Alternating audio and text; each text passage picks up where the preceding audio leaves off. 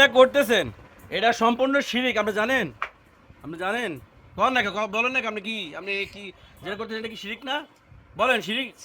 হ্যাঁ, এই যে মক্কা মদিনে যে সাহাবীরা শুয়ে রয়েছেন, হ্যাঁ, ওনারা তো হ্যাঁ, ওই যে সাহাবী এবং নবী করিম সাল্লাল্লাহু আলাইহি সাল্লাম শুয়ে রয়েছেন, অনেক সাহাবী ওমর ফারুক রাদিয়াল্লাহু তাআলা শুয়ে রয়েছেন, ওনাদের মাজারে কোনো গিলাফ আছে, আগরবাতি আছে, নাই বেলে মোমবাতি আছে?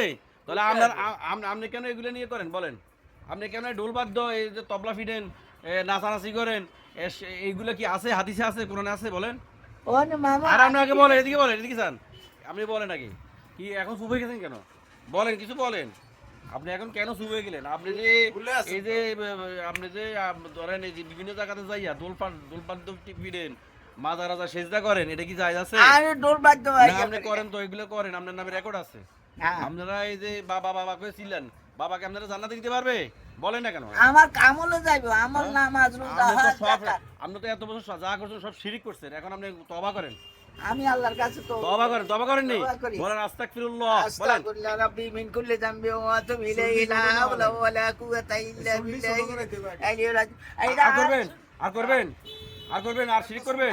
মাজার যাবেন? না এই ভান্ডারে যাবেন? না হ্যাঁ, না ঢোল তবলা ফিরবেন? না বলেন ইনশাআল্লাহ। ইনশাআল্লাহ আর যাবো না, আল্লাহ ক্ষমা করো। আল্লাহ